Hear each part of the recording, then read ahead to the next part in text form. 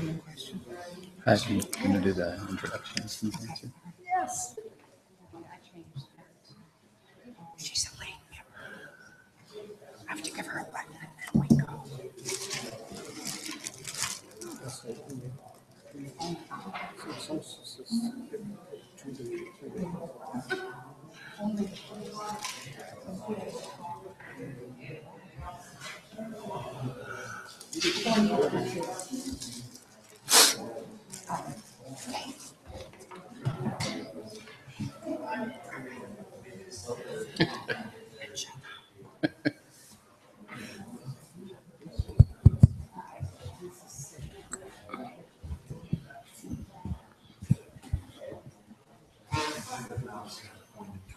Right at it.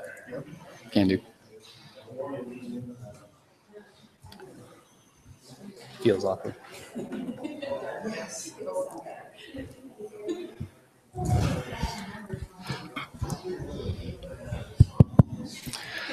Hello, and thank you for joining us for our most recent forum for the candidates for mayoral and city council here in the city of Ottumwa. We are the League of Women Voters. We are a nonpartisan group. We're always looking for new members, and our big goals are to help educate voters about upcoming elections and candidates, as well as issues that are relevant, especially to women, but to everyone. Notice not really a woman here. So we are open to all members of all ages. Please join us anytime you'd like. There are a couple things we'd like to announce before we jump straight into the forum. First, there are a few things that are coming up on the calendar. The main one that we're here to talk about today is the upcoming elections for mayor and city council. The elections themselves will be held on November 7th. That's the first Tuesday of the month. If you cannot make it to vote on the 7th, please be aware that you can vote early by going down to city council and completing a ballot ahead of time. That same week, on November 9th, the League of Women Voters has also been hosting a series to help explain the changes in gun legislation that were passed this past legislative session. We've been holding those in and I just asked what it was called, the Railroad Clubhouse down by the railroad station. That will be on November 9th. And it's, again, nonpartisan. We're not taking a position pro or for guns or against guns. We are trying to help explore the changes in legislation that were passed this past legislative session. All right, on to our forum for tonight. The general structure for our forum tonight is that our candidates will be given 2 minutes to make opening statements. Following that, there will be a series of questions that will be asked. The League of Women Voters has prepared the first question, but then all remaining questions for the night will come from the live audience. There are League of Women Voters members, we've got the pins on us, who are taking questions from the audience. There's note cards to write your questions on.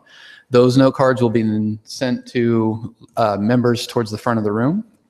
The only thing we ask is that in addition to your question, there is a name included on the note card. We're not going to be reading for a specific kind of question or grouping them thematically or any of those kinds of things. Any question, as long as there's a name on there, please make sure a league member gets those.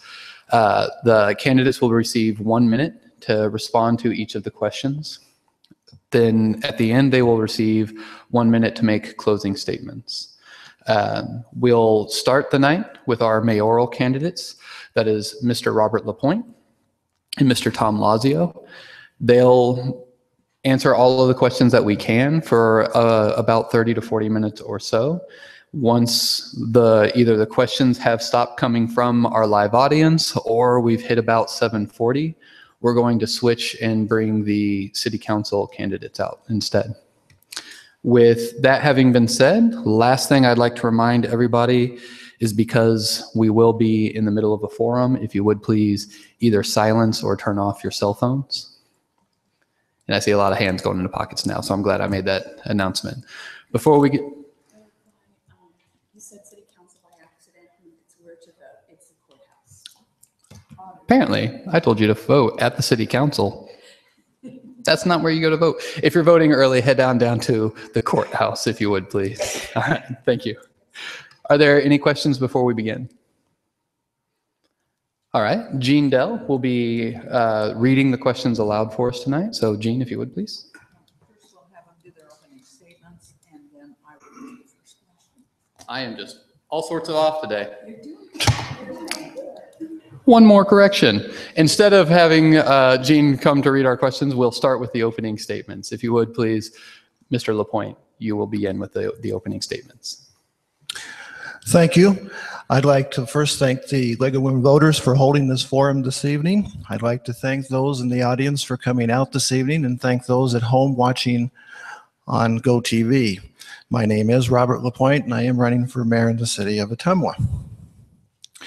As all candidates usually tell you, I am for bringing jobs to the city of Ottumwa, good living wage jobs. I'm also for bringing in good new housing for Ottumwans, also for economic development in the form of shopping and things for our citizens to do, fun things along the Church Street corridor, as well for all the new things coming on in downtown, as well as in the Quincy Avenue area, as well as out in the Walmart area and other areas such as along the 4-lane highway, seeing what we can do to bring in new opportunities there. But most importantly, we need to bring in new union labor living wage jobs for the citizens of Ottumwa. And I would like to work with labor and whatever we can do to bring those types of employment opportunities to Ottumwa, just like everybody else would like to do. Working together, that's the way we can get that done. One of the main focuses of my campaign, and before I get into that, one of the things that I would like to see done, and I had a discussion with the mayor, and I'm down to 30 seconds already. I'd like to hold discussions of maybe hiring a full-time grant writer for the city, but one of the things I'd like to do is revamp City Hall and see to it and let the city administrator do his job without interference from the mayor. I think right now we have a full-time city administrator and a part-time mayor, and I think the mayor is kind of not allowing the city administrator to do his job. Thank you very much. Good evening. My name is Tom Lazio. I've lived in Ottumwa for over 50 years now. I'm married to Peg, and we have 4 grown children. After working for American Home Finding for 45 years, I retired and then decided to run for mayor of the city.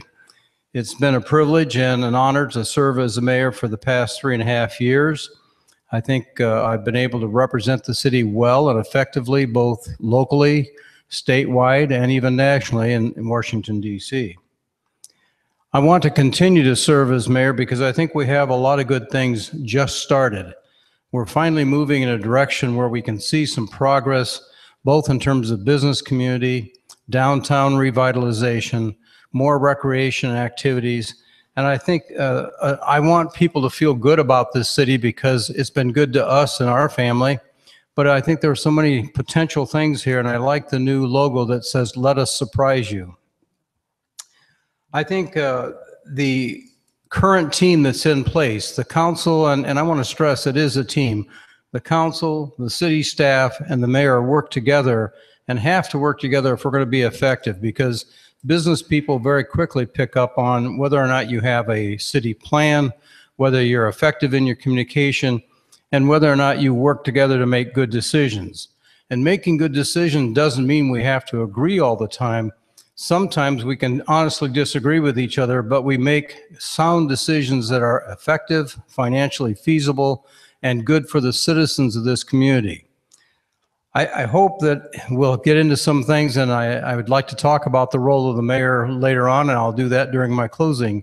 I think that's an issue that has been misunderstood, and I'd like to clarify my role as I see it after looking at the code and what I've talked to other mayors about. So with that, thank you, and I look forward to your questions.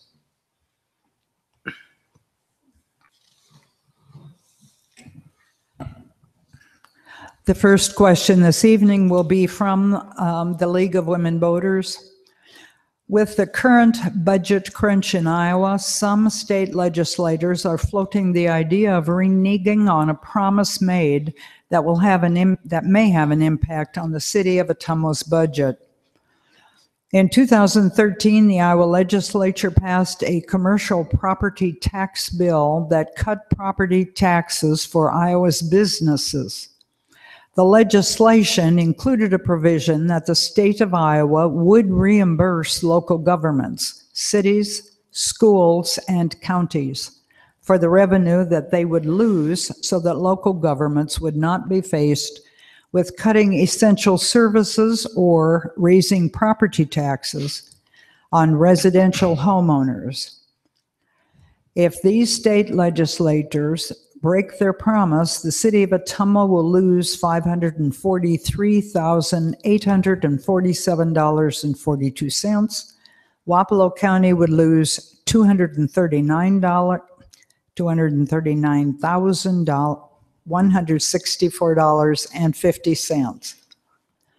If you are successful in becoming mayor of the city of Ottumwa, what would you do? Thank you. Well, first of all, we don't know what the legislature is going to do. It is likely that they will make some cut. As you know, the state budget already shows a deficit, and the state legislature has not always been good to uphold their promises. I think what the council has done in all things, we would sit down with our finance department and evaluate all of the services. I'd like to get input from our frontline staff as well as our department heads. I would then also depend on the recommendations of the finance department and the city manager, city administrator, to get the best thinking of what we can do. And maybe we have to think outside of the box to do some different kinds of things. We might have to do some cross-training of staff. We might have to look at essential services versus what we'd like to be able to provide. There are a lot of things that I think we can do, and I'm not ready to make a decision on speculation at this point. When we find out what they actually do in Des Moines, we'll make the decisions that affect the city and keep us financially sound. Well, it's just what the mayor said. I will rely on the city administrator and the staff. I have also, and you can say, here he goes again. I have looked at what some other cities done. There's different things that can be done, and I'm going to harp on the hotel motel tax. That's one area. The city of Fort Dodge, as an example, devote part of their hotel motel tax, and this is where the mayor and I disagree. They devote part of the hotel motel tax towards public safety, and when you have tourism, you utilize your public safety for tourism. We have a couple of new hotels is on the planning stages, as well as one of our local hotels are planning to renovate. It's been sold or is in the process of being sold, and that's going to be an increase. So that's something that can be looked at. So, and that wouldn't necessarily be a cut in your tourism budget. So there's different things that can be done. So that's one of the things that can be done to offset some of the losses.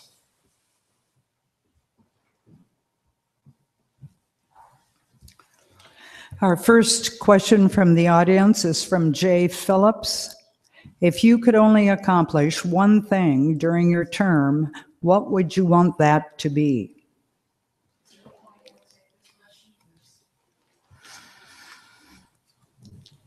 Well, one of the things that I'd like to see is maybe the creation of a new factory to come in to create living wage jobs so that we can increase our tax base as well as create jobs, so maybe we can increase our population and provide for our families, maybe not to move away.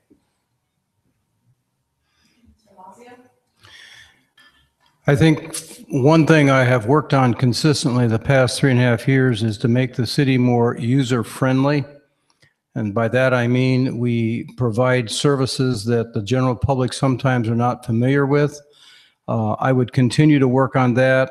and that spills over to doing other things like housing, economic development, rewriting some of our codes, which have not been updated for quite a while. We just finished our planning and zoning. We're doing some work on the International Property and Maintenance Code, and we're redoing our entire city code, which is going to be, I think, good for the entire community. So I would work on all those things, but I'd do it in a way that makes it easy for the general citizen to come in and feel that they're a part of our community.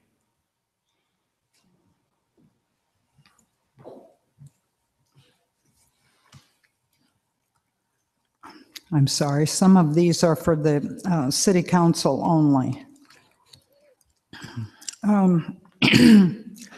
This question is from Billy Young. How much will it cost to fill in the pond, and who will pay for it?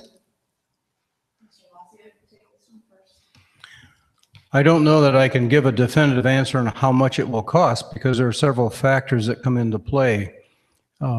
We have some areas of town where we have some usable fill, and as long as it's clean fill or not contaminated, that can be used. We might have some demolition of other buildings and properties that could be used. Gene Ratchey, our Parks Director, says we can use a lot of wood chips that are part of our dead tree program, because we have a number of dead trees in the community. I think the city council would have to make the best decision on what it would cost, and I think it will be expensive, but at the same time, that land is not being utilized for anything right now. And so I would hope we'll have a chance to really get into that, and we'll wait and see what our staff recommends. I don't have any knowledge on how much it's going to cost to fill that pond in. I think the city needs to do a little more, put more information out. One, they're not going to, and Mr. Mayor, maybe you can clarify this. They're not going to fill the whole pond in, are they not? That was shared at the last park board meeting, correct? It was But 3/4 of the pond is going to be filled in. Okay, maybe not everybody knows that. The whole pond will not be filled in. Just part of the pond will be filled in. So I don't have any knowledge of how much it's going to cost. This part of the pond will be filled in, and the rest will be kind of refurbished. Mr. Young had something of a follow-up question relative to the pond. If the pond was anywhere else in the park, would there be the same concern for its condition? Can you repeat that? Sure. If the pond was anywhere else in the park, would there be the same concern regarding the pond's condition? As a former member of the Ottumwa Parks Advisory Board, I would say yes, because I would be an adversary of filling any of those ponds in. And somebody who would want to see the upkeep of those ponds. If, for example, the pond that we was previously talking about was going to be totally filled in, I would be one of the protesters of it. When I found out that the pond was going to be partially saved or renovated, I was somewhat okay with it. So I was concerned that they was going to, I guess I would say happy that they was going to save at least part of that pond.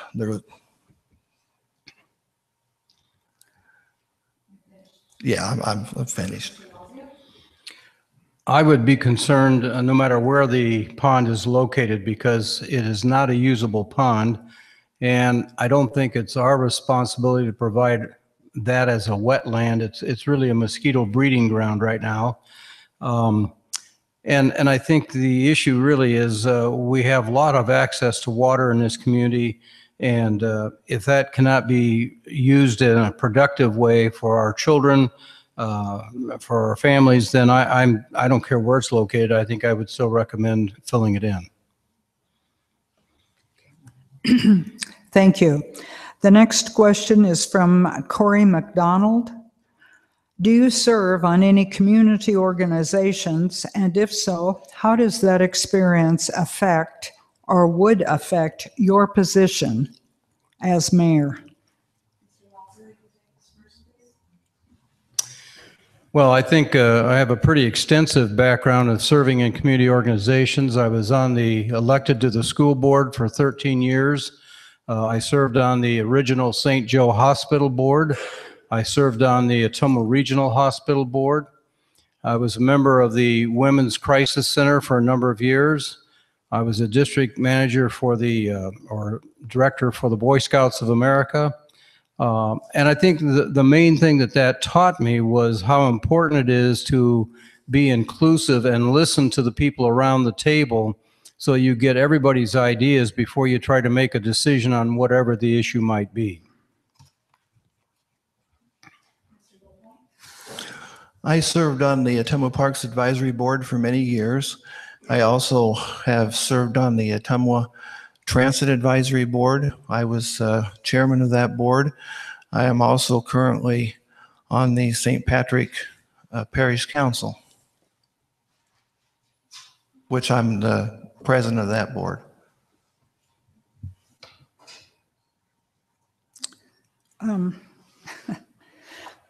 This question is from Ashley Norrell. How can you utilize your position as mayor to attract small business development? I'll give you one example. Excuse me. By working with the city administrator, offering my services in whatever ways that he sees fit, as well as working with the downtown chamber groups and doing whatever needs to be done in a positive way. Thank you. I would go out and talk to the businesses that are looking for opportunity in the community. I've done that, and I think talking to businesses, you get a different perspective.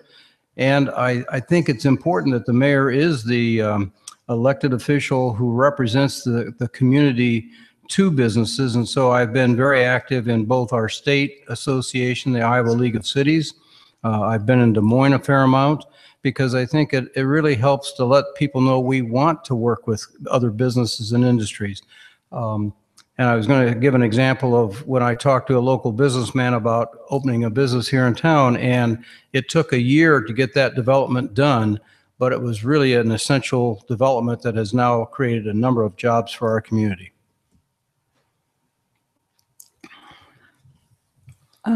I believe we do not have any more questions from the audience, unless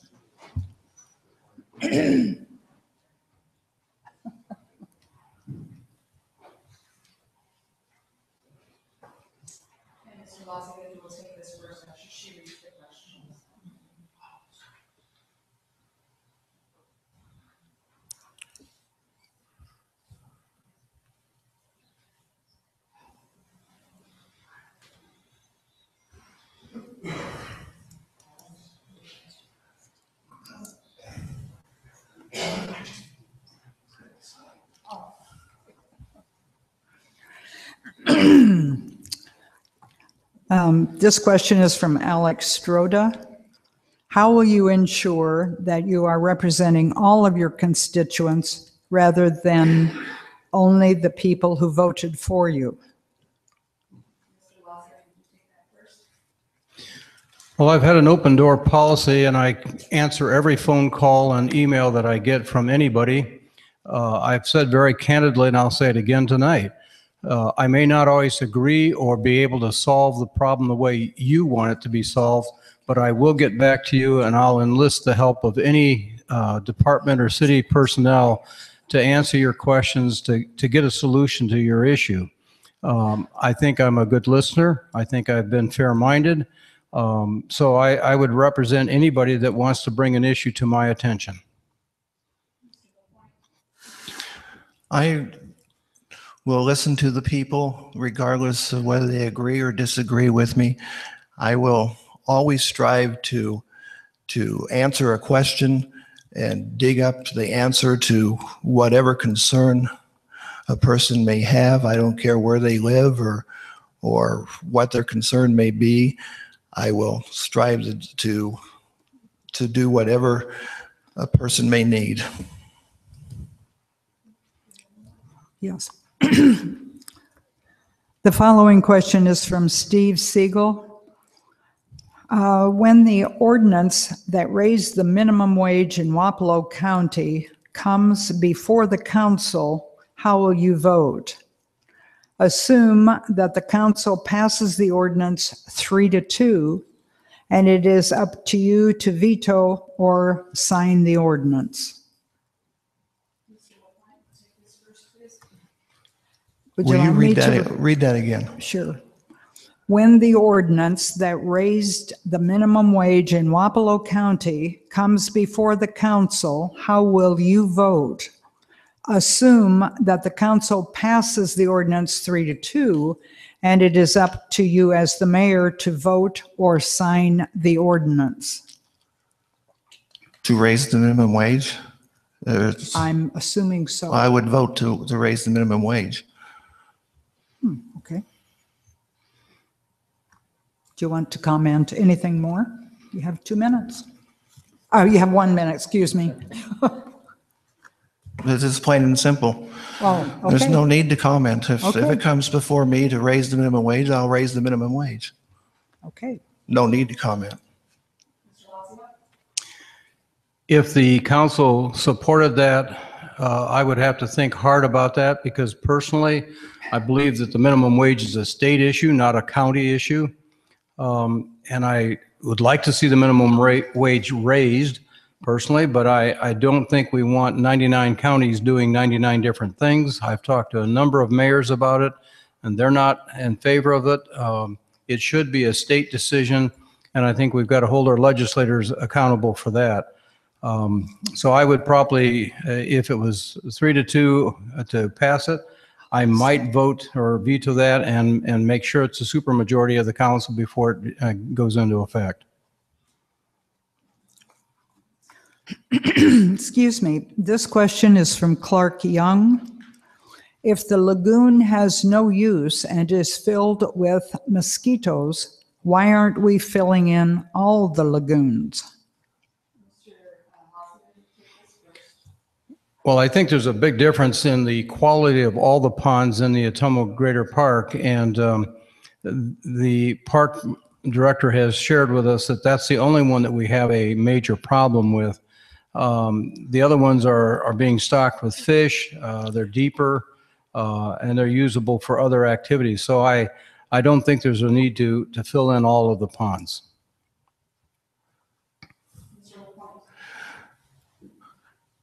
Well, I don't think the DNR or whatever organizations would allow us to fill in the lagoons. I think that that's a natural waterway which used to be the Des Moines River. But irregardless of that, I think we ought to dredge out the lagoon system.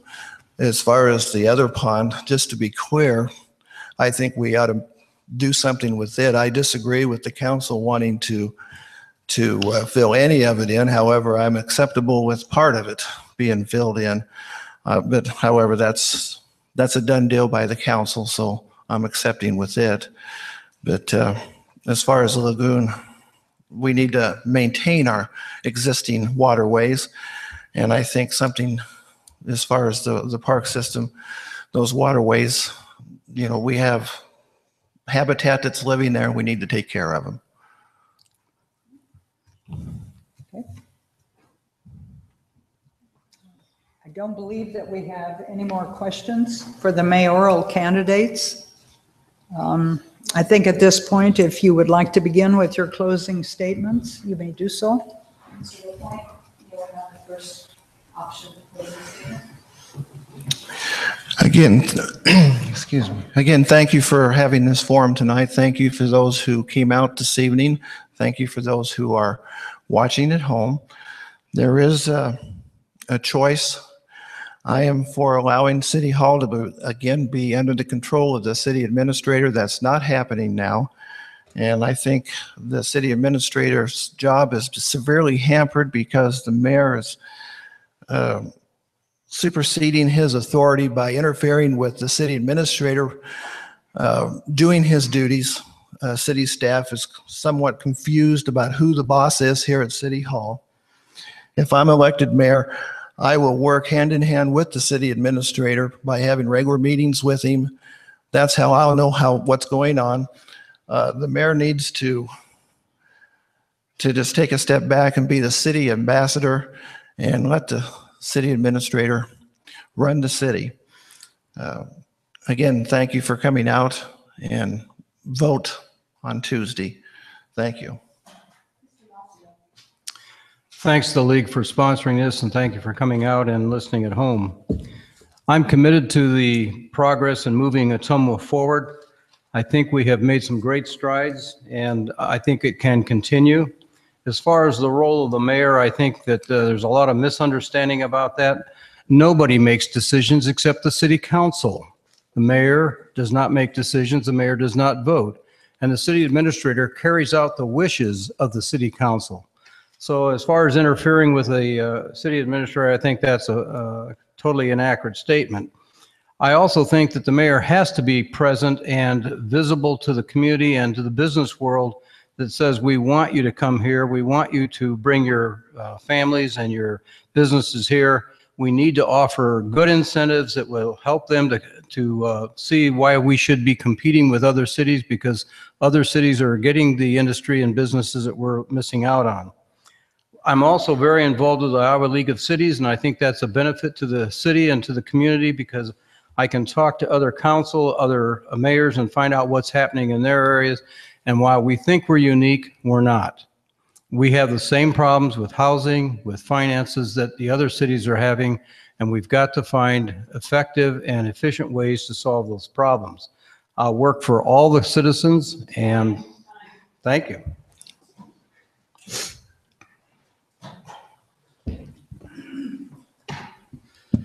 Thank you, Mr. Lapointe and Mr. Lazio. We're going to take a brief intermission as we set up for the city council candidates to come in. So if you would, get up, stretch your legs. We'll get back to you in just a couple minutes here.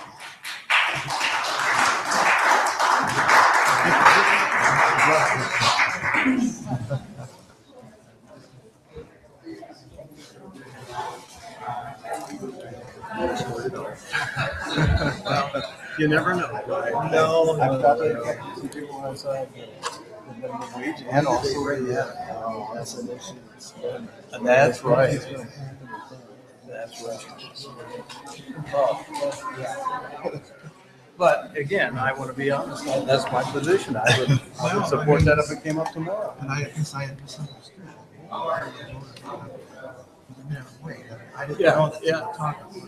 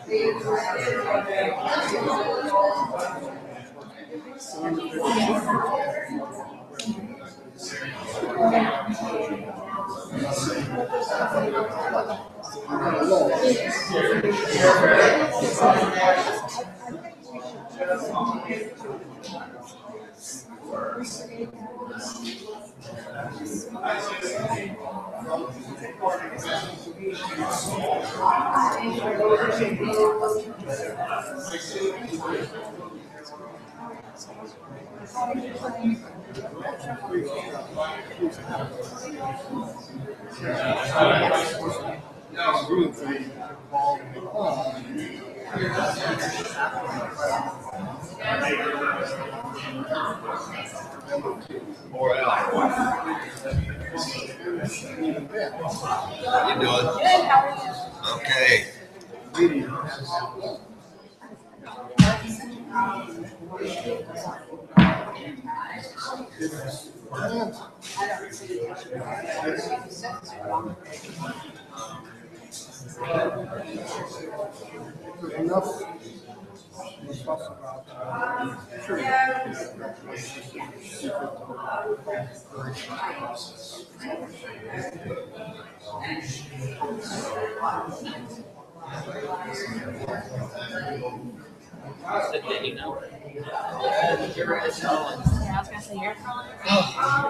Man, you gotta keep me in mind. Yeah.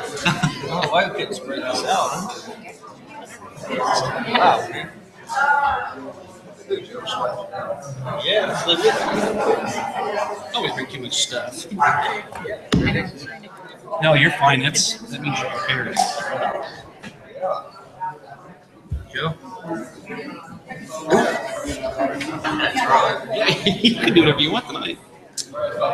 Yeah, I'm like, sure.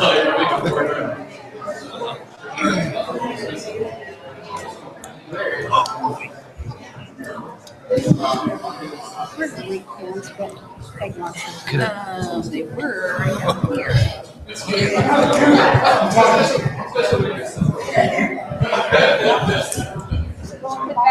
Did you put the pins back in your purse?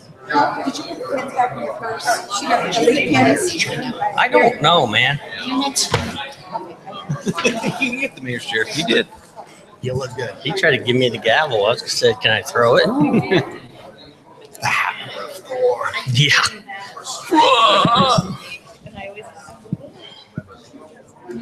Rich on that.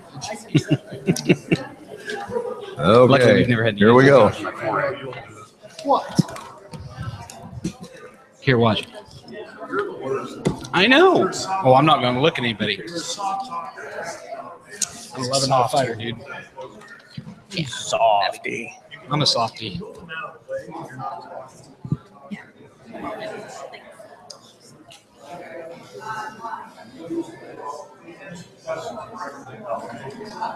Oh, yeah.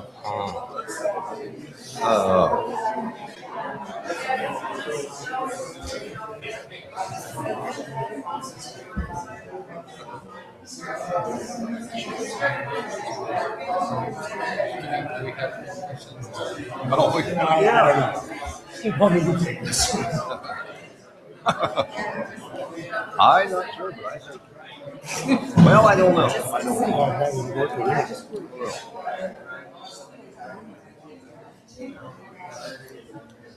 I can put my name on my bottle.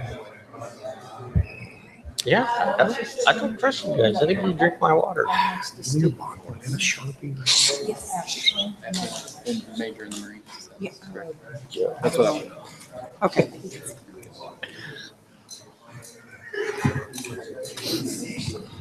There you go. Exactly.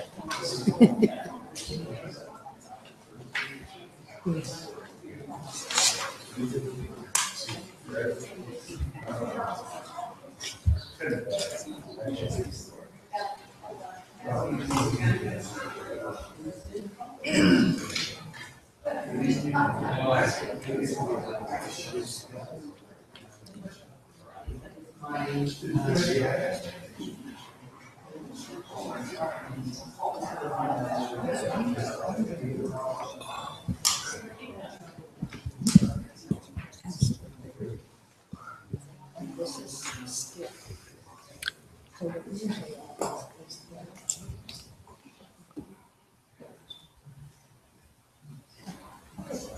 did it get so quiet?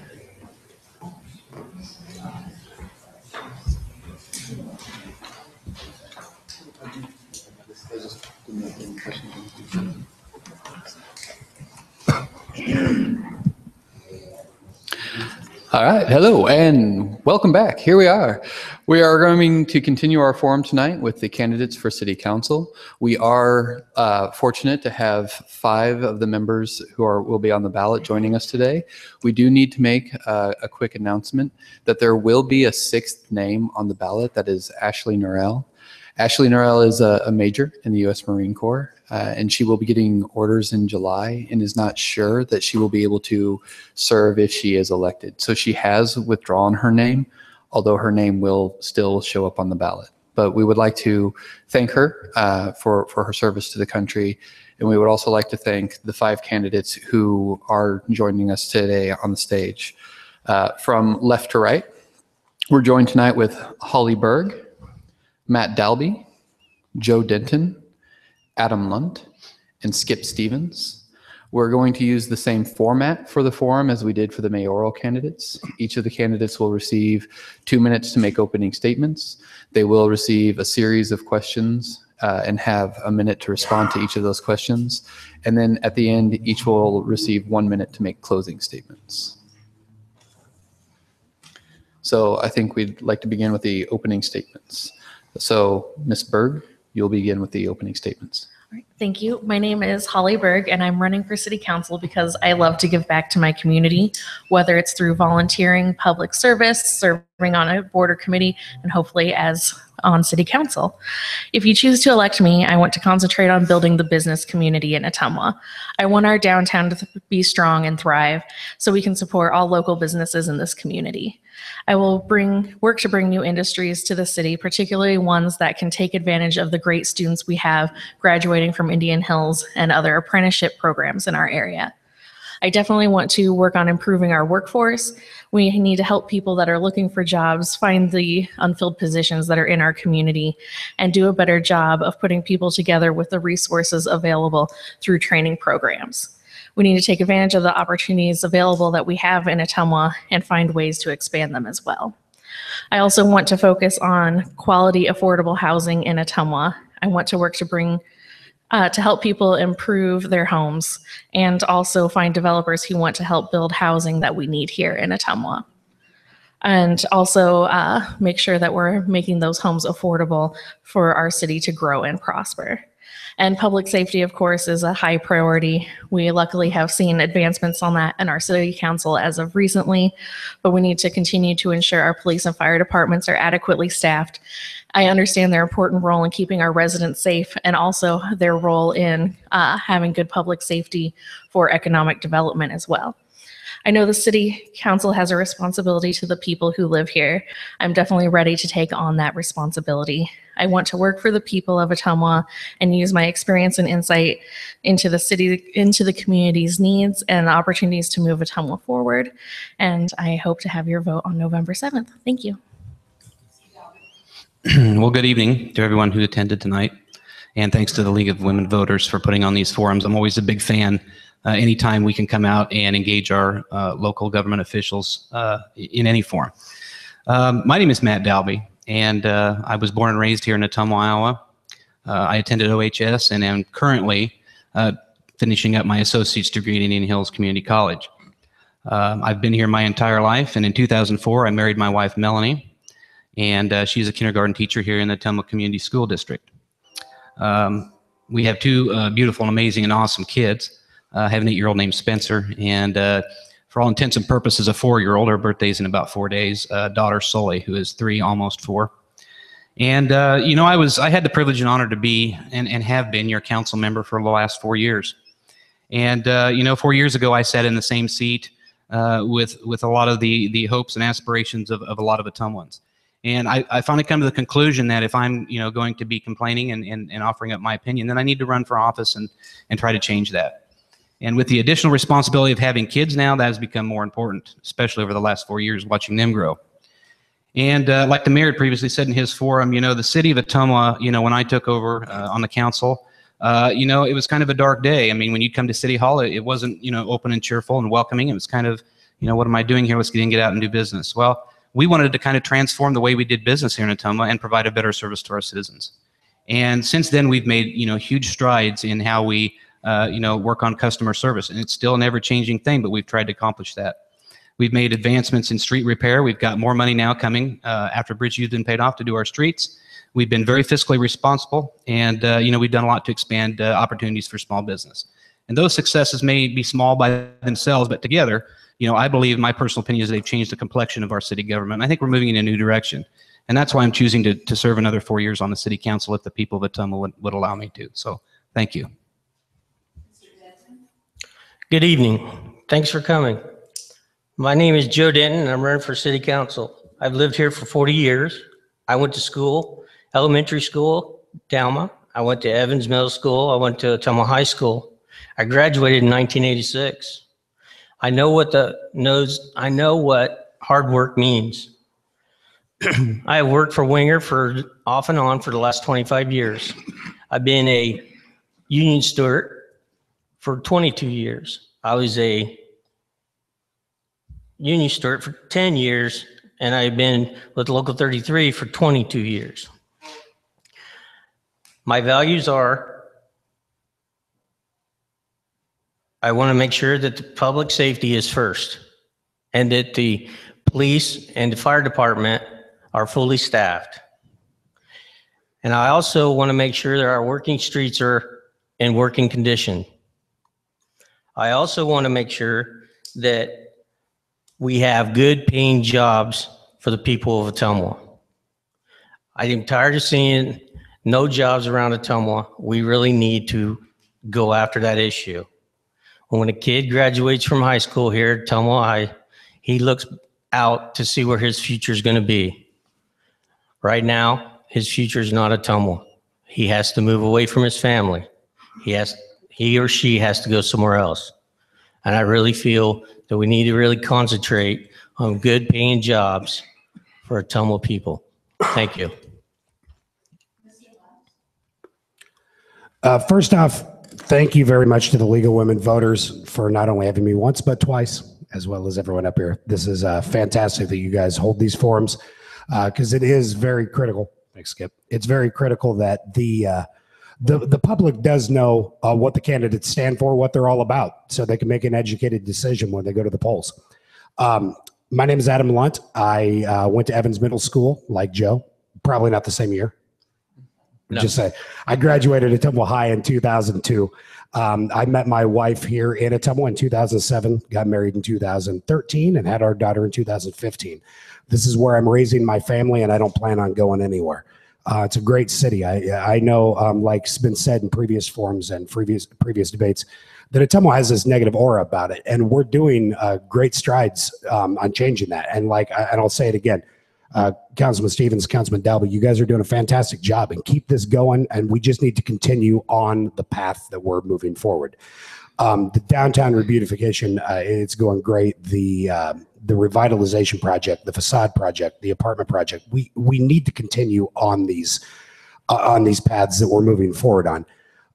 And that's what I'm going to really strive towards, is making sure that we can continue to grow our community, because if we continue to grow, continue to bring industry in, everything else will fall into place. It's going to fix a lot of our budget issues.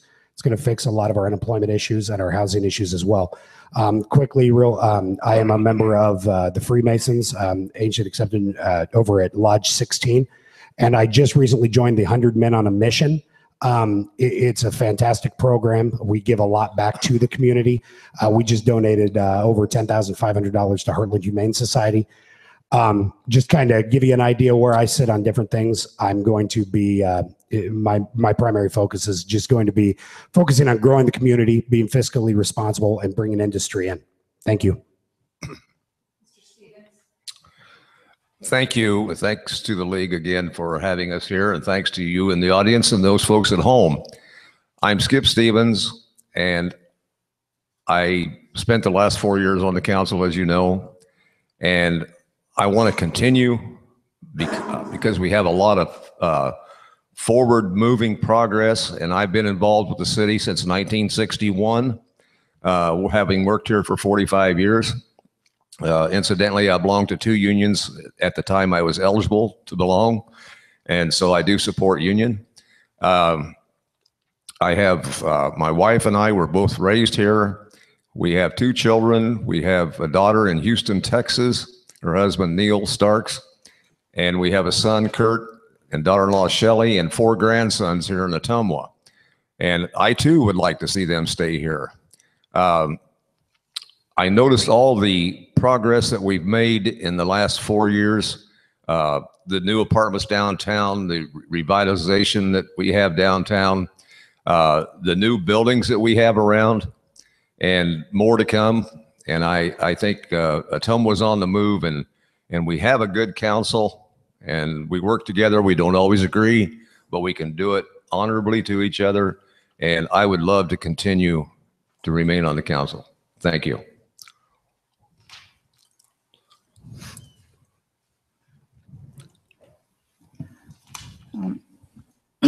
The first question will be the one from the league. This question was sent to the city council members by email a few days ago.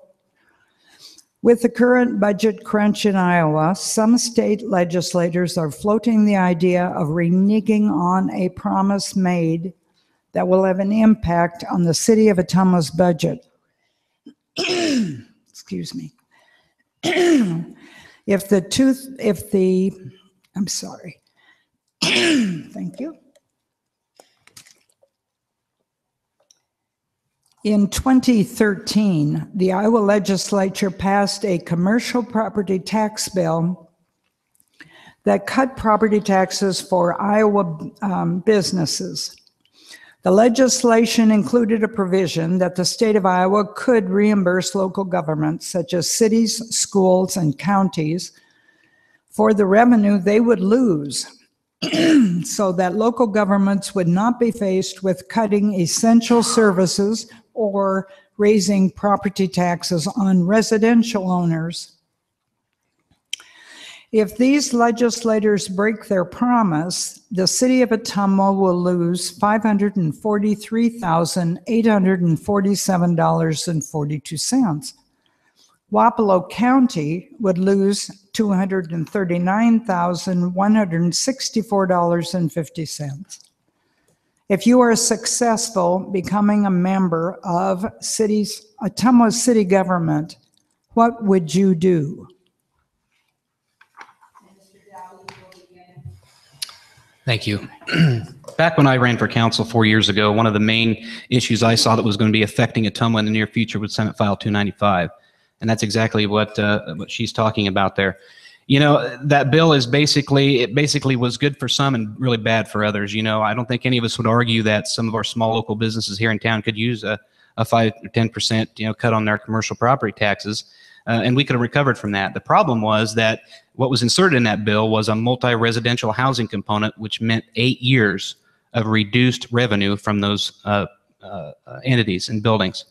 And over the long term, that is going to cost us a lot of money. And I guess we've been dealing with this for 4 years. We've been preparing for it. We make all of our financial decisions based off that. It's hard to make good decisions without putting a lot of time in it when you have a variable out there that goes up and down. And for 8 years, we're going to see a reduction. It's not just a one-time thing. So I would say we continue doing what we're doing. We be as responsible as we can with the taxpayer dollars. And when we have a deficit coming in, we have to cut and look at ways to keep that and maintain our general fund. And that's what we have been doing, and that's what we should continue to do. I've already been working on this because, matter of fact, it's been brought to my attention about that situation from Governor Reynolds was planning on cutting this bill. So therefore, I've been contacting my representatives up north and asking them, please do not cut this bill. So with that being said, I would hope that the city council now is ahead of the game and is on it and trying to make sure that we're ready and prepared for that bill to be cut. The county already has, and there's a lot more than just the money out there that we're going to lose. Thank you. Like Mr. Denton said, hoping that the current council is preparing in front of it. And I believe that our current council is. I actually had a nice about 30-minute chat yesterday with Senator Chelgren, and him and I talked about this bill. And coming from the backside, when this was initially put in place in 2013, it was never intended to be a long-term permanent fix. We've all known that it was going to come to an end. It was just a matter of when it was going to come to an end. He did tell me too, and there's no guarantees in the state legislature, but he did tell me at this point he does not believe that this has enough legs behind it politically to affect us immediately, and that it shouldn't be as forefront on everyone's radar as it is. However, we still need to plan as if this money is going to go away. Let's start planning as if this money isn't here, and then when the money is here, let's use it to pay off some of our deficits and get ourselves as a community out of debt. So when the money does stop coming in, which will eventually happen, we're prepared for it. Likewise, I think Dalby said it very well. We need to be prepared. And for me to tell you here tonight what I would do or what I would suggest doing, that's a tough one, because this may be a year or two down the road before we have a greater impact on this. So we need to think outside the box. We need to look at innovative ways to cover this cost and be mindful of our budget and be prepared as best we can. Keep in mind, this affects the general fund. We have, in the public works, we have the sewer fees and the road use tax money that takes care of that. Those monies can't be used anywhere else other than there. And so it's the general fund that would be affected only. And we just need to be prepared and think outside the box and be ready.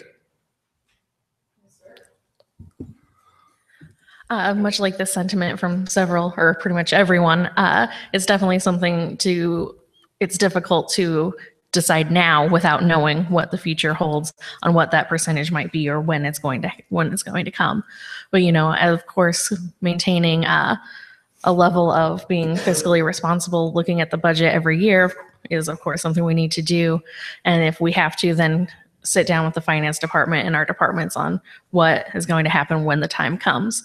But I believe we continue to be proactive instead of reactive when that occurs, continuing to expand our tax base as we can through revitalization projects and other improvements in our community, help lighten that load when we can expand our tax base. And of course, being proactive with us and all of our community members, talking to your legislators about your concerns with this property tax rollback. It's not just the people on the council, it's our entire community who can play a role in affecting change.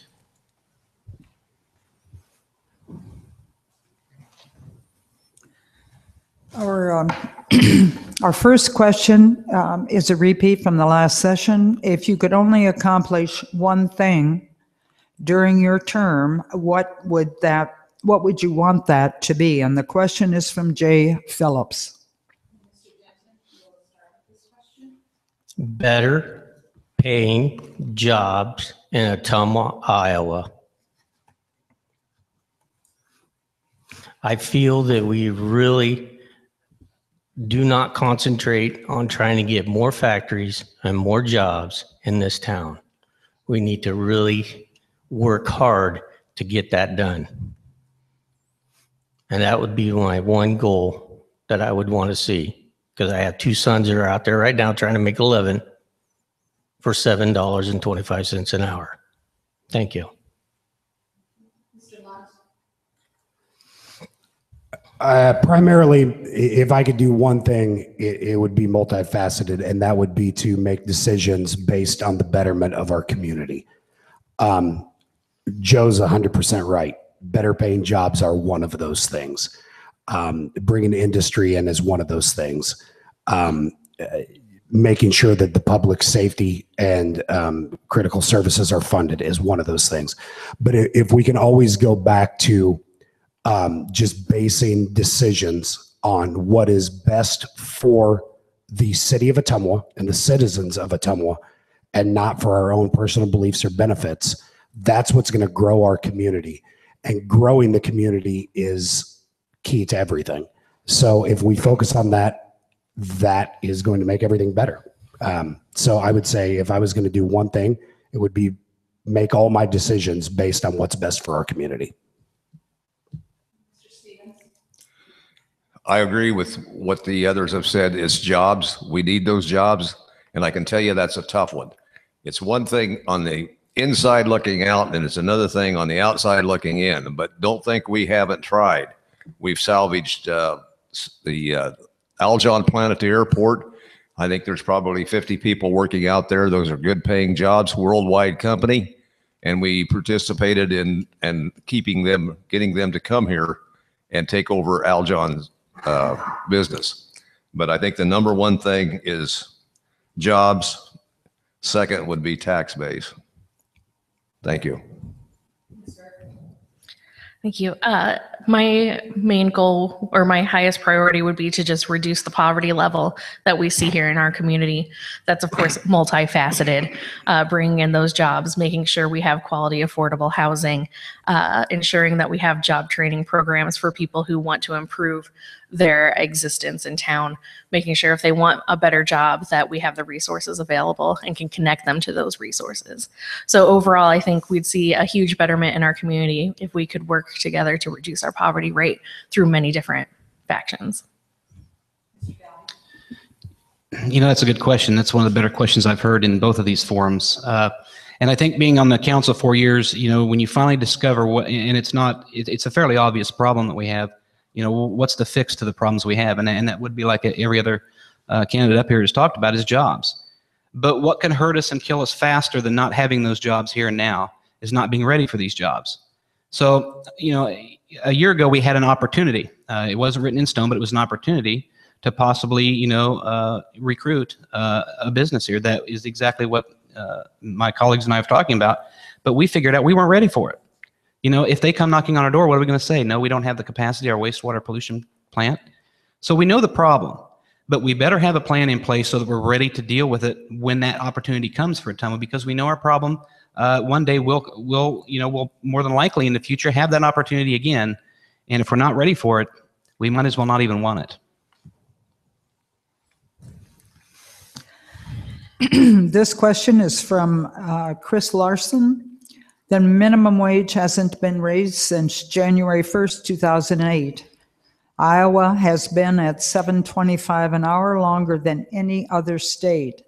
6 counties passed mandates to raise the minimum wage because the federal and state governments would not act. Do you support Wapello County's mandate to raise wages for the county's poorest workers?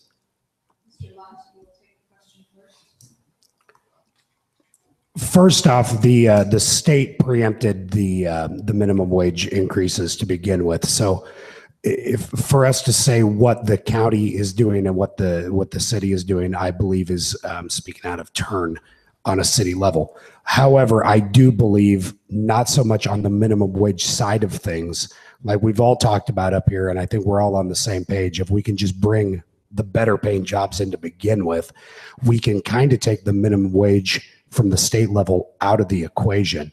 All we need to do is like Skip had said too, you know, bringing these businesses in, providing the better jobs. I don't think it's such an issue myself on the minimum wage side of things. We have enough of those jobs. We just need to create, because whether a minimum wage job be $7.25 or $8.25 or $9.25 an hour, it's still a minimum wage job. Let's focus on getting better, higher paying jobs in our community. That should really be our focus at this point. Well said, Adam. I, believe it or not, I am in favor of raising the minimum wage, but I am not in favor of doing it the way it was done the last time. I wanted to see so bad that state take this and run with it, but they didn't do it. I was optimistic and they didn't do it. I want to see the minimum wage come up, but however, be clear, I'm not in favor of just doing it piecemeal all over the state. And also, as I drive around, I see a lot of, or several, not a lot, but several businesses that are advertising for help, $10 an hour, $11 an hour. So there's jobs out there if people want to upgrade, but I would like to see it raised, but I want to see it done statewide. Thank you. Thank you. I would be in support of ensuring that Wapello County had a living wage. Obviously, at the current time, it's out of our hands, but in theory, we see cost of living varies county by county across Iowa. So when looking at a living or minimum wage, county by county, that might be different. What it costs to live in Des Moines is different than Ottumwa, is different than Keokuk County, and so on. So I think, though I understand the notion of, wanting to have it across the board, cost of living is not the same across the board. And I think that's something that needs to be taken into consideration.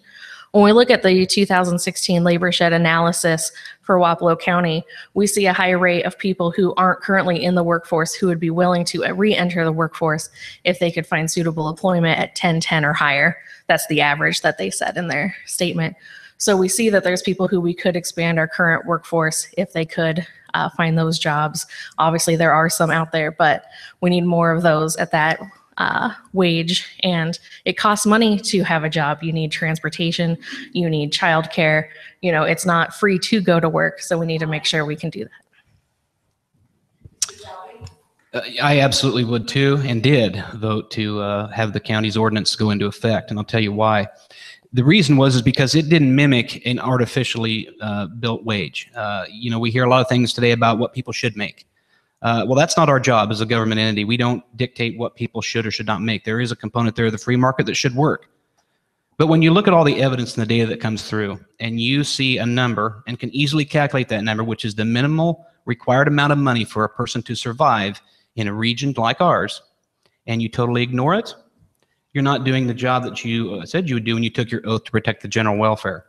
I think the minimum the government should be involved in dictating wages should be a living wage, and then let the free market and business dictate whatever they feel their employees are worth at that point. That still leaves that component in there for employers to reward employees that want to work and that are good workers. This whole notion that nobody wants to work and we can't find qualified people may be true in some aspects, but what we're talking about are the people that choose to actually go to work and become members and giving back members of our society. So I absolutely do, and I absolutely would again.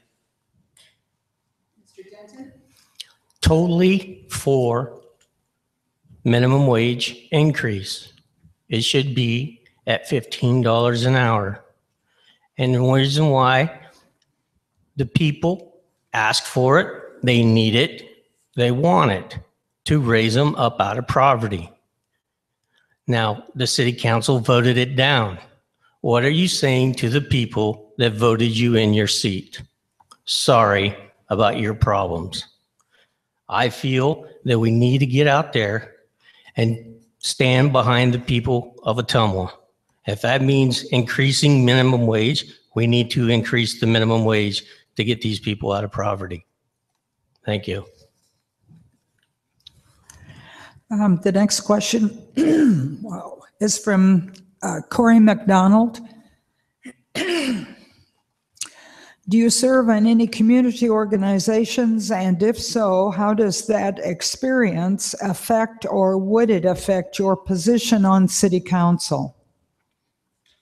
Mr. Stevens, you'll take this question first, please. Currently, I do not serve on any community organizations. I am a liaison to the Ottumwa Waterworks Board. I attend the Airport Advisory Board meetings, and I attend the chamber meetings once a month. The reason being, I do have a bad back that doesn't allow me to do a lot of physical things, so I'm not as involved maybe as some of the others in that respect. Thank you.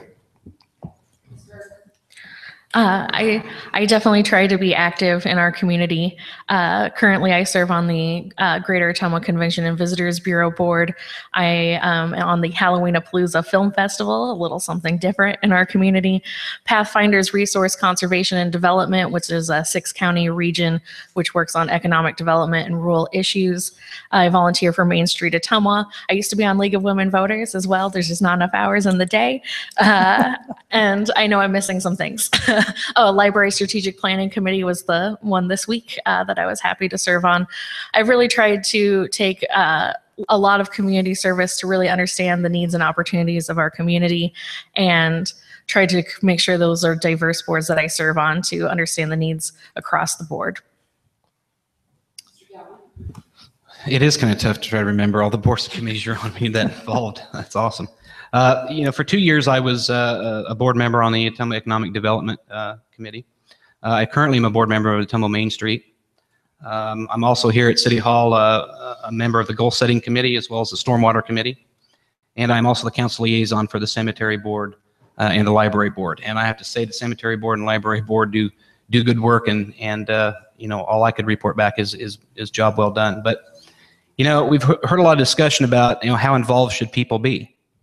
And I think when you're in this role and you take this oath and commitment to the people of Ottumwa, then you better be involved in everything you can be involved in, and you better learn as much as you can about it. Because I can tell you what, there's not going to be a worse feeling for any of these people up here tonight that would make a bad decision based on bad information up here. It's not a position you want to be in. So the more committees, the more boards, the more experience, the more things you can learn with this job. Keep your horizons high. Learn as much as you can, be as well informed as you can. Currently, no, not on anything of the city side, but I am a member of South Central Iowa Labor Council Board. And what that actually gives me is the prospect of jobs and what's out there for our young people. I totally am and will be involved in every city committee that I need to be to see that I get the job done for this city and the people in this city. Thank you. Matt said it well. You do need to be involved in as much as you can because, like you said, misinformation or lack of information is the kryptonite of anybody sitting up here tonight. At this time, as far as community committees, I don't sit on any. I am, like I said in my introduction, a member of the Freemasons at Lodge 16, also on the 100 Men Club. I have a 2.5-year-old daughter and a wife that works till 8 or 9 o'clock every night. So that pretty much takes up every waking moment of my time. I'm also, I'm the director of operations for a company of 11 employees here in town. And that pretty much takes me up till 10:30, 11 o'clock at night as well, every night on the computer, making sure people are getting paid and people are getting billed for the work we did. So as far as being on committees, no, I am not. And I will agree with Mr. Denton 100%. Any committees I need to be on to make sure I'm informed, to make sure if I am elected, to make sure I'm making the right decisions, I will do that, no holds barred. The next question is from Adam Kolmatiki. Sorry if I didn't say that correctly. Do you feel there are enough entertainment and activity options for the youth of Ottumwa? What would you like to see added or expanded? I definitely think this is something we need to improve upon in Ottumwa, not just for the youth, but young adults as well. We have obviously families in town who want to have things to do on the weekends. And we also have people who are coming in to work at John Deere or other industries who want a little more nightlife in our town. So we definitely need to continue things like our downtown revitalization.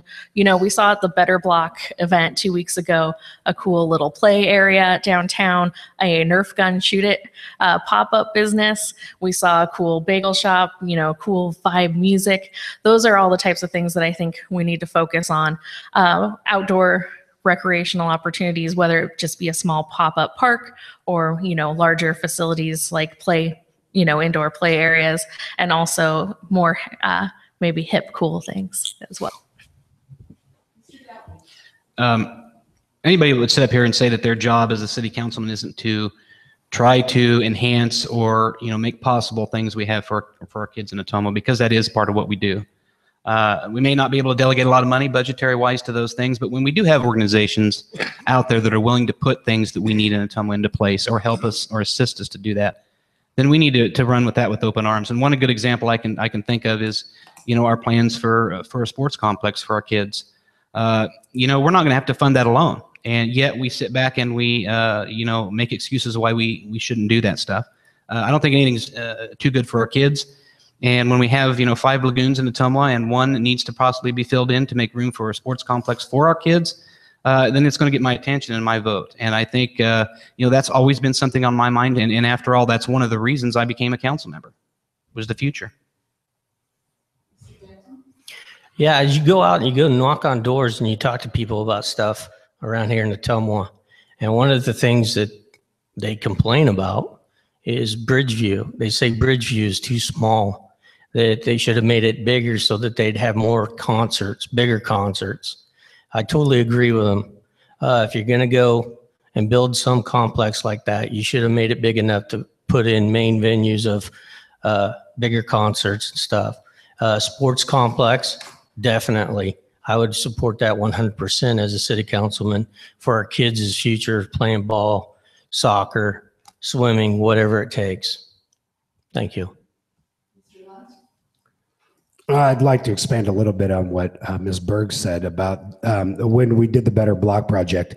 I went down there, and actually I ran into Joe that night, and we went down and checked the old theater out, and went exploring, got a coffee. There's a lot of good things in this town. There are some things I believe we're missing. Southeast Iowa in general, not just Ottumwa, has a thriving live music scene. And Ottumwa doesn't really have the venues for them to come into and perform. I know there's a few people out here in the audience tonight that, play in bands as well, and would love somewhere to play here locally to where we could actually go out, peddle our wares, and give people a reason to go out other than just going to a bar. Bridgeview as well. I think it's great. It's a little hard to get into for a smaller entry-level band, if you will, these novice amateur groups to go in and do what they want to do, but it's definitely there. We can bring the bigger things in. We do need to do a better job. And real quick, I did also talk to Terry Bertlow last weekend, who is moving the new arcade down to the old Scooters Elbow Room area. We're going to be putting the Twin Galaxies, I can't think of the word. I apologize, but their museum in there, as well as the Welcome Center, and then the event center upstairs as well. So that's great things for our youth in this town. I think in the past several years, there has been some pretty good improvement in things to do. With the stuff going on downtown. Bridgeview is now bringing in a lot of entertainment that wasn't there before. Everybody seems to like that. We've had a lot of crowds there. I would like to see the sports complex move forward in the next few years. I think that would help us immensely. And I would also like to see the Oxbow River Channel utilized more, canoeing, kayaking. That goes along with the improvements that we hope to make in the park in the next several years.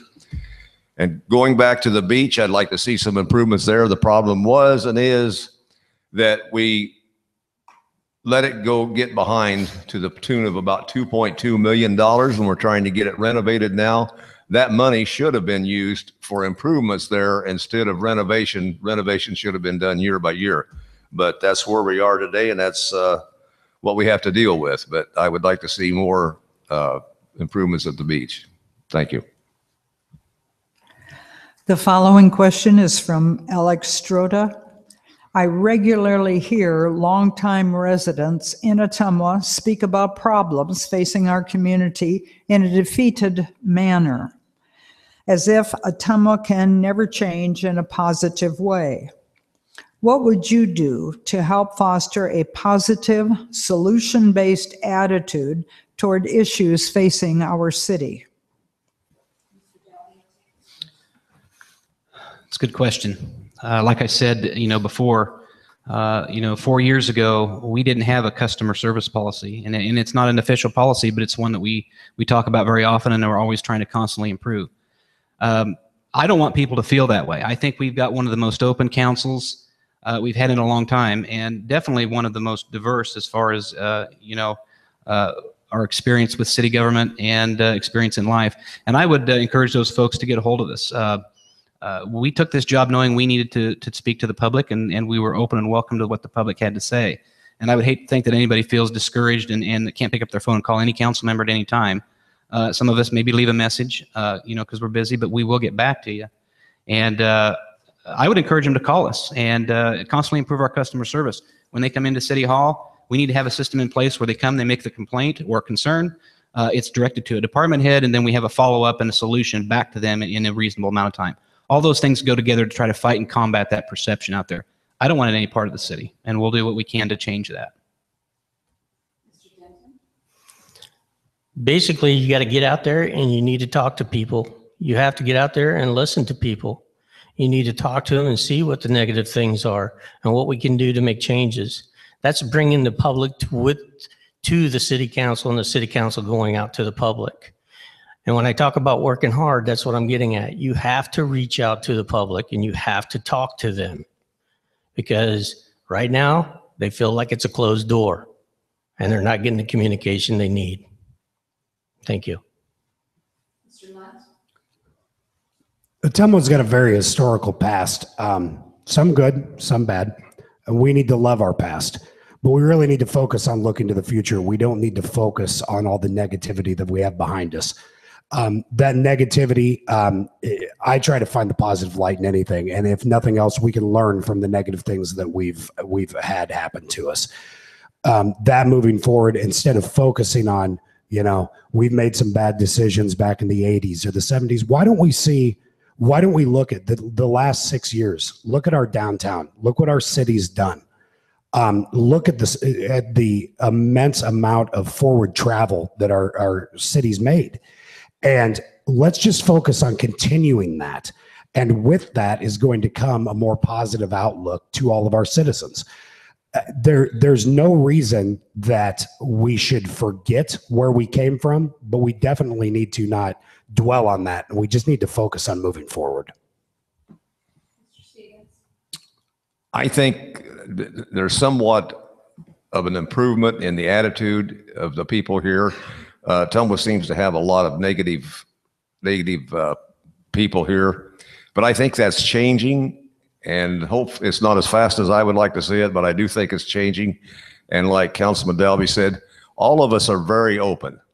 All of us return phone calls, everyone. And I think if there's something that's bothering someone or they don't understand, it behooves them to spend some time, get a hold of us. Maybe we can explain it so they'll see it in a different light. But I think it is improving, and I think it'll continue to improve. Thank you. We definitely are seeing, I think, a more open door policy, and I definitely want to see more of us reaching out to our community members. One day I was down volunteering, actually popped into the video game place to give them some museum ideas, and happened to run into some people on the street who had no idea we had new upper story apartments that were all filled. They had no idea what the new facade thing was coming. And though I feel like it's out there a lot, there's obviously people who don't know about a lot of those things. So I think, it's great that we have our the council meetings on YouTube. I think we just need to continue to push out, market, and promote the things that we have going on. We have great relationships with the press, but continue improving those, get more positive stories out there, invite them to come see some of the cool things that maybe they don't see behind the doors, and just continue to push that positive attitude. The Better Block, not to say it again, but just seeing the comments from that, I just got all warm and fuzzy inside and saw a lot more positive comments coming out than we had before. I was like, that was worth it on its own. So. The following question is from Kimberly Romaine. Taking into consideration the income gap is the highest it's been since 1928, and the top 10% owning roughly 80% of the wealth, as well as Wapello being the third poorest county in Iowa, the idea of giving tax breaks and subsidies to corporations to bring in low-paying wages to Ottumwa will not bring wealth. How do you keep families that work full-time at low wages become more prosperous? If you'd like, I'll repeat the last part of that. How will you help families that work full-time at low wages become more prosperous?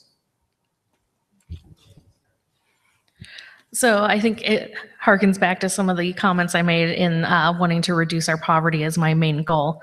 We, of course, need to look at if we're going to recruit businesses into our community, that we make sure that they have living wages along with them.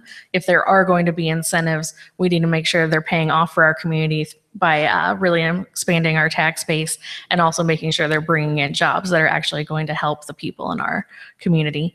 On top of that, I think we need to continue to do what we can to improve affordable housing, make sure that those who are in need of assistance are finding that, and making sure we're getting people into the training programs and things that can help them progress their own lives, as well as us doing the things we can to assist them as well.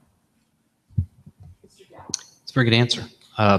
Anytime you look at subsidies for businesses, you ask yourself two things. What is the capitalization rate on that incentive that you give, and how long is it going to take to get that back? And what do they provide for the citizens of Ottumwa? Because it's been my rule that you don't subsidize business that bring in more of the same or worse. You want to try to be as a help to business, so you need to encourage and incentivize good paying jobs. And the number of jobs is really important too.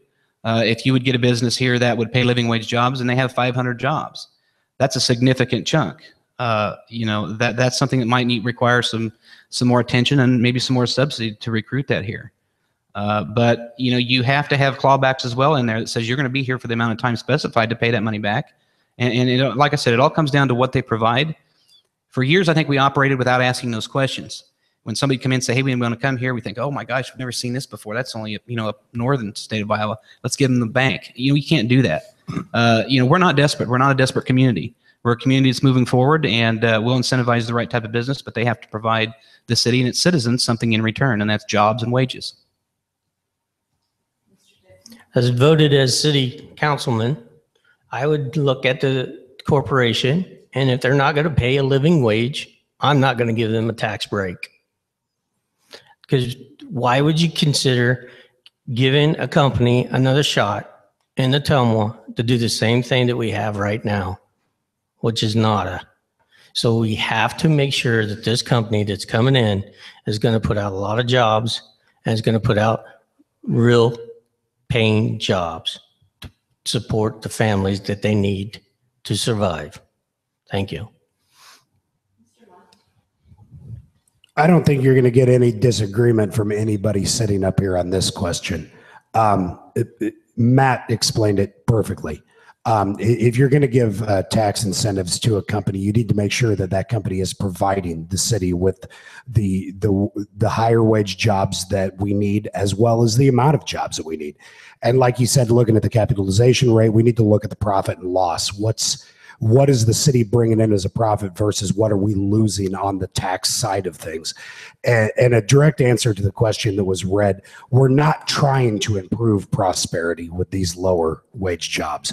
We're trying to increase the job market so people can prosper with better paying jobs. I mean, we do need these jobs because these jobs still need filled, but these jobs were never meant to be a career. They were meant to be an entry level into the workforce, provide a service until such education or skill sets were built to where they could move on and provide. And that's what we need to focus on, is not trying to live off these, but use them as a stepping stone to something better. Likewise, I think Dalby said it very well. But if you look at what this council just done here recently with Hobby Lobby, and I think some people refer to that, well, why did you give them $300,000 to come in here? There's obvious reasons. We gave them $300,000 for improvements in the parking lot or whatever, and they just didn't get a blank check. They had to report back to us on what that money was spent on. And they came here, they're, as I understand it, they're livable wage jobs, most of them at least. And we're going to get a return on that because Hobby Lobby came here and they overhauled that building. The taxes are going to, on that building is going to go up considerably, a third, if not half, again. And then the local option sales tax that Hobby Lobby is going to produce, the combination of the two, we're going to get a payback in about 3 to 5 years, according to our finance director. And from then on, it's gravy, so to speak. It's paid, they paid us back. Then the local option sales tax and the real estate taxes are still there from now on. Good investment, in my opinion. The following question is from Ashley Norrell. Attendance is down at tonight's forum. Do you have any ideas to increase independent participation in civic activities? Yeah, unfortunately, this isn't the only forum that's been in low attendance over the past several years. It took us a couple years to get off the ground with this. Our new city administrator has been very supportive of an initiative the council came to him with, which was to have community meetings. And sometimes in this kind of setting, in this scenario, where in fact it's an old courtroom, it puts people at a disadvantage. I don't think they feel as open and as close to their elected officials as they can. So what we wanted to do was to provide a forum and an opportunity for them to address us, their issues, concerns, in a less formal setting where we don't have Robert's Rules of Orders, we don't have a dress code. We can just come and talk as two citizens in town. Unfortunately, we've done that. We've had 4 a year, and attendance is extremely low at those. We have a handful of people that show up. But I can tell you one thing: we take those handful of people's concerns very seriously. And I would just put out a feather to everybody that say, the squeaky wheel gets the grease. And if there's things we need to know and things that you think we need to know, and if you want to simply come and complain and vent your frustrations, we need to hear that. And it will get attention, I guarantee it. And so that's what we've tried to do and reach out and try to make it, more friendly to the public to address the council. Yeah, it only kind of goes to the point that I've been talking about. Everybody keeps saying negative about Ottumwa. Well, this is one of the reasons why you look around and it's such a low count people here. And the reason why is because a lot of your people, as you talk to them and communicate with them, they're going to tell you, they're going to do what they're going to do anyway. It doesn't matter. And I hear that across the board, at the state level, at the government level, everywhere. And what you have to do is you have to get their trust back. You have to let the people know that you're there for them and that you're going to work for them and you're going to help them out. Thank you. Well, in reference to tonight's turnout, I would just say it's not quantity, it's quality. Kudos to all of you. But yeah, in all sincerity, even looking at the voter turnout in the primaries, we had 1,400 people turn out roughly for the council out of 15,000 registered voters. I believe that's definitely an issue. People like the squeaky wheel gets the grease thing. You hear the people complain, hear people want things changed. They're typically the ones not out voting. They're not the ones out getting educated to where when they go vote, if they choose to do so, that they can make an educated decision. And I do think it's great that the city is now holding these quarterly forums to where people can come out. I myself, and I know the other candidates as well for the most part, have been doing independent forums while running so people can get to know us, ask questions, vent frustrations, and make an educated decision. And not only on an election, but just on basic things going on in our community. People need to know what's going on. And I think the people just need to do a better job.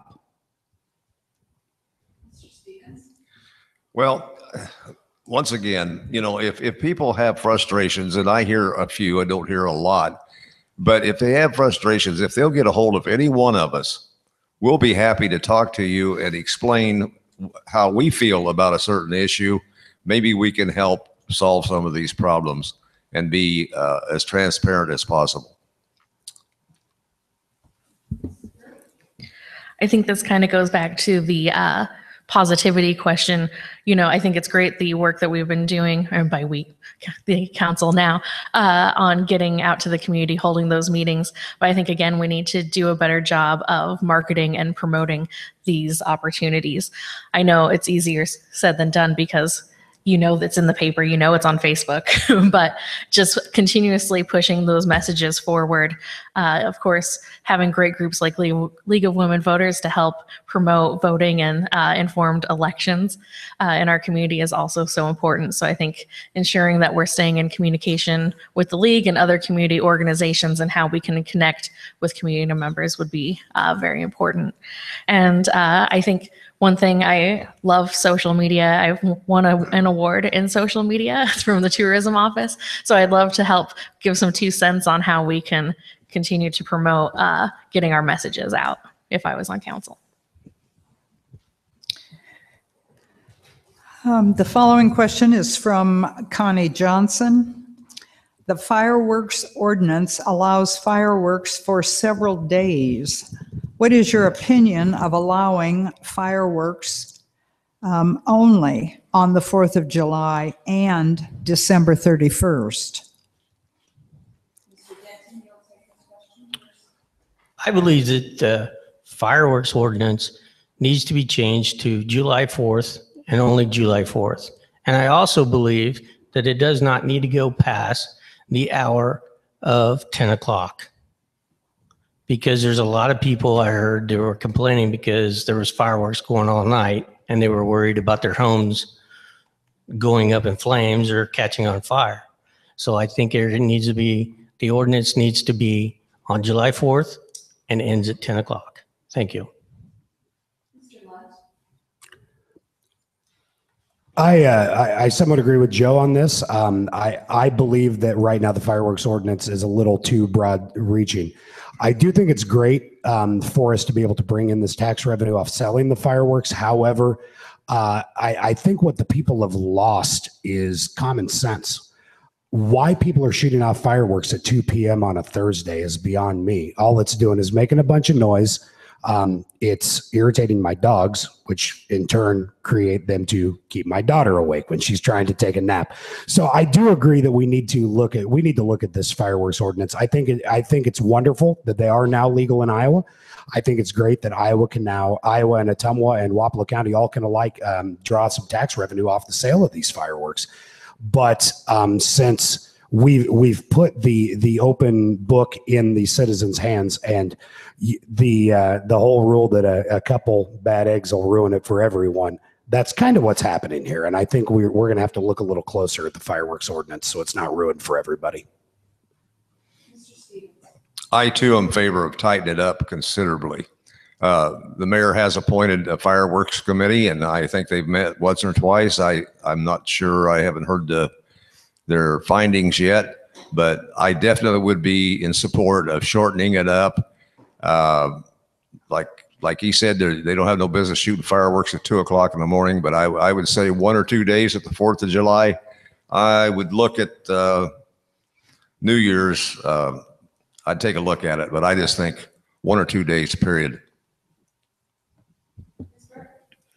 I definitely agree that reducing the scope of the duration would be in our favor. I think we can find a compromise between what's there now and nothing, and hopefully meet in the middle. I know we have a Rescue St. Bernard who is a big problem, both in size and his hysterics during fireworks. So personally, I would like to see them lowered, but yet give people the opportunity at the same time. And like Councilmember Stevens said, I know that they've created that task force, and I hope that they'll be able to come to a compromise and limit that scope. I think the whole state ordinance on this was a beautiful piece of political legislation. And why is because when you read the bill, all the fees that are associated with inspections and everything else go to the state of Iowa. And so they were more than happy to put this out there and put the pro-business component on it, and yet leave cities, municipalities like us to regulate the time when they knew that's exactly what it would cause was a bunch of problems. And people would be upset. And of course, rightly so, we haven't had that. I think that it was working before and it wasn't broke. And I don't know why we did that, but we did, and here we are. And the city cannot legislate or change the bill in a way that would restrict the sales. So we know that. So we've got to deal with that. And saying that we can't shoot fireworks all off, but yet we can sell them all year round isn't reality. So, I would be, like Councilmember Stevens and the majority of folks up here said, we did lead the charge and shorting the window on the ordinance we did put in effect. But we want it to be a trial run for 12 months. And the mayor, had the idea of having a fireworks committee where there was, an equal number of opposed, an equal number of people for. And we'll take the recommendation. Ultimately, it'll be our decision, but I am for, having it for people to enjoy, but enjoy it in moderation. That's, usually the way it goes with anything that's fun like that. It's fun for people to do. They shouldn't be denied that right, but let's do it responsibly, safe, and in a shorter amount of time. This is a question you've heard before. How much will it cost to fill in the pond, and who will pay for it? The follow-up part of that was, if the pond was anywhere else in the park, would there be the same concerns about its condition? And the question is from Billy Young. No, I'm probably not the best one up here to answer what the cost would be, because frankly, I don't know what the cost would be. However, going back on that, with this pond, I do think it's something, it was addressed in the council meeting about a month ago. It was brought up that it is a mosquito breeding ground. It is a potential nuisance and a health hazard to the community. However, at this point in time where we're sitting financially, mosquitoes aren't breeding in November. It's not going to be a big nuisance. I'm a big proponent right now. I'm not going to say we do it. I'm not going to say we don't do it, but I do think we should shelf it until next spring. So we can take a little more time, get a little bit more accurate data to back this up, get the numbers in place. Because as I've always said, I'm going to base all my decisions off of facts and data, not gut instinct. And I don't think just going and filling it in at this point is probably the best use of the taxpayers' money. Mr. Stevens? To answer the location question, if it was anywhere else in the park system, yes, I would still be in favor of filling it in because of the condition that it's in. 8 or 10 inches of water is all is in there. As far as cost, it would be my hope that there would be very little cost. We always have a need for someone to dump fill material. We're always searching for areas to dump decent fill material. And so I would hope that we could get that done with very little cost. I don't think I could speak directly to assuming a cost on it not being involved in the conversation with the Parks Department myself. But I think, when looking at the quality and the health of ponds and lakes, looking at the data and seeing where that's at definitely plays a role. If it's not healthy and it's not doing well and it's a breeding ground, then that's something we definitely need to look at. Anytime you mess with park grounds or parklands or amenities that are in the parks, people have a very strong bond with those. And so you have to tread very lightly. However, there has been a plan in place for several years of developing those ball fields. And again, it goes back to the issue of what are we here to do in the future for our future generations. This plan has been out there for several years to develop those into ball fields. And, if this was the only pond we had in the park, I would feel much different about it. But it does, pose some health risks to the public, and it isn't doing any good. It's filling itself in. And, we can't fill the Oxbow in. It drains, it serves as a retention pond for one of our biggest drainage ditches on the south side. So that's not going to be filled in. In fact, it's going to be dredged like we did a few years ago, just so it functions right. And so, like I said, if this was one pond that was our only water source in the park of Ottumwa, then I would feel much different about it. But I think it leads us to bigger and better and greater things, not only for us, the city's prosperity, but for our future generations that are going to use that. Right now, it's not really being used for anything. As I feel that we have a lot more issues to fix before we go filling in a pond, such as the streets of Ottumwa. I think we need to really focus more harder on that than filling in a pond. Thank you. We had received some other questions, but most of them are regarding issues that have already been raised. I think what we will ask the candidates to do now is to make their closing statements.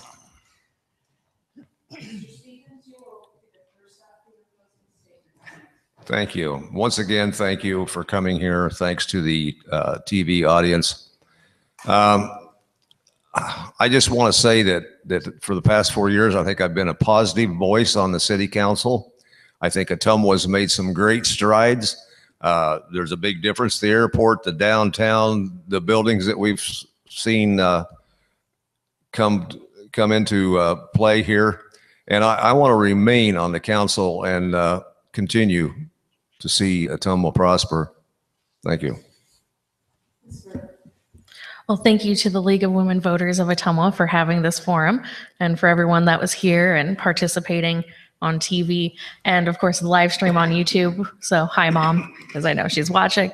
So, I really believe that my experience both at working at Area 15 Regional Planning and my volunteer work gives me an understanding in planning, economic development, tourism, and community service. It really gives me the tools to create a better Ottumwa. I think we are moving forward in a very positive direction, and I think that with my knowledge and skills and desire to continue to make it a better place, I can definitely help to do so. So thank you so much, and hopefully you'll consider voting for me on November 7th or beforehand at the courthouse. So thank you. Just like Holly said, thanks to the League of Women Voters. I won't say again why it's so important to address your local elected officials. It's been quite a ride the last 4 years. It hasn't always been, the best of job, but it certainly isn't one I'll ever regret. And it's a privilege, to have the faith and the trust of the people of Ottumwa put that in you and elect you to make decisions on behalf of them. And so that's been an honor, and I appreciate that very much. And it goes back to what we've seen so far. When we took over on the council, and even the previous council tried to in many ways change the dynamic of the city, change the way we were going, change the perception, be fiscally responsible and do the right thing for the people.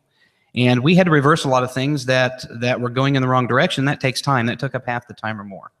And now we're just starting to see some of the benefits of what a good engaged council can do. And it takes organizations in Ottumwa. It takes volunteers like Holly. It takes Area 15 employees. It takes the mayor. It takes everybody working on the same page. When any one of those is out of whack, even the Chamber of Commerce director, they're out of whack, you're not going to get things done. We've got a good momentum. We've got it going good. I would, be honored and privileged again to have the voters of Ottumwa vote for me. I would, of course, respectfully ask for your vote. And again, there isn't a candidate sitting up here that can't make this job in the city better, and I'm proud to call myself one of the candidates. So thank you again. Yeah, I would also like to thank the League of the Women Voters for putting this on. And I would actually like to take my last minute to say, please, I beg you, Ottumwa, Iowa, get out there and vote. It's your right. You are American, and it's your privilege. So let's get out there and vote. Get involved with your city. So I look for your support on November 7th. Thank you. And a big thank you to the league. Like everyone else has said, it's wonderful that you guys hold these forums to where people can actually get to know the candidates. One thing I will say is if I'm elected or whoever is for that matter, council decisions aren't made by one person. They're going to be made by a group of 5. And I believe that I'm able to bring a different perspective to the table from what this council's used to seeing. And that's the beauty in it. We can all put our ideas together and come to a collective agreement that works best for everybody. It's not that, and I understand it's a nonpartisan thing, but it's not conservative, it's not liberal. It's where are we going to meet in the middle? And that's one thing that I think everyone needs to, and everyone does. They realize, I think it's just overlooked sometimes, that we all need to come together and make decisions for the better of the public and for the better of our city. So I do humbly ask for your vote on November 7th. And I will close this with, if I may, Ashley Norell, I think she already took off, but she was a wonderful candidate. And I think I speak for all of us. We miss having her up here. Terrific. Thank you. And thank you to all the candidates for joining us here tonight. Thank you to our live audience. And thank you to all the folks who are watching on GeoTV as well as the live stream on YouTube. Just a couple of quick reminders as we wrap up. Several of the candidates did mention that the election will be held on November 7th, but you can vote early if you need to head on down to the courthouse, and you can vote at any point in time. In addition to that, on November 9th, we will have the next in our series of talks that cover the changes in gun legislation from this previous year. It will be at the clubhouse down by the railroad. And with that, I'd like to thank everybody for joining us tonight. Thank you.